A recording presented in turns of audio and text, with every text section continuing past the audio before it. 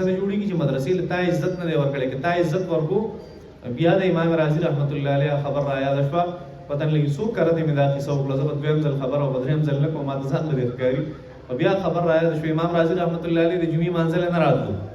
او بادشاه سلامت راغی امام رازي ولې نه راځي جمعې منځله وایي ځکه نه راځي حضرت وایي هغه وایي زه نه درځم د جمعې منځله زه به هله درځم چې دا بادشاه سلامت دا په خپل اوږو باندې په خپل جسم باندې په خپل ځان باندې خپل ټانګه وتړي زما د کور مخې ته ودرېږي او زه به په هغه ټانګه کښېنم او جومات ته پورې بیا درشم نو بیا د جمعې خطبه به وکړم ګیلې کوم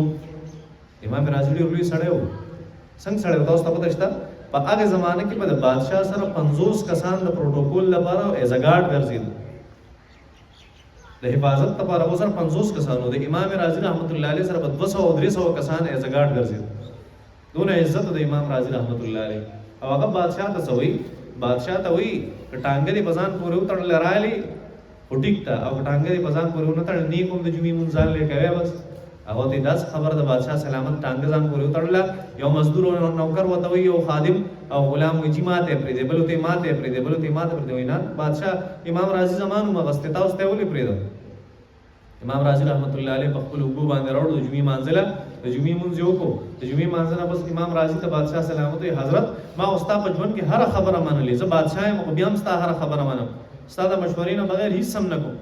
دا نن تا ما سره څه چل وکړو دا په کوم امتحان کې دې وغورځولم زما بېعزتي دې کول څه چل دی امام رازي رحمت الله علیه ورته وفرمیل سبا جومات ته راشه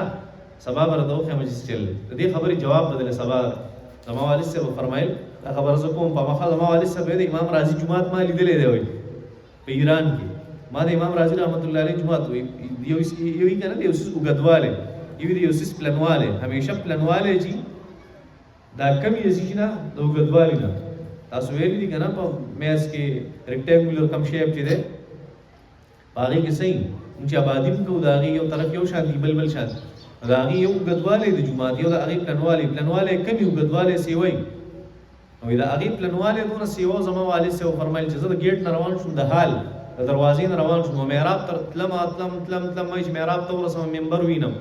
ډېر ساعت مزل مې وکړو هلته ونه رسېدم وایي بیا مې وایي سوچ کوی هسې نه زلزلې شي راباندې دلته وایي ایسته مې جومات پرېښود واپس ته هغې ته راغلو دونه غټ جومات د امام رازي رحمت الله علیه امام رازي رحمت الله علیه د سبا له بادشاه سلامت راغی او چې ویې کته په جومات کې ځای نه و ټول جومات ته خلکو نه ډک دی ولې چې څومره دنیاوي تعلیمونه هم که نه دنیاوي تعلیمونه د انګریز تعلیم نه د دنیا تعلیم څونه عصري علومو او دنیاوي علومو هغه خلکو یو طرف ته کېښوده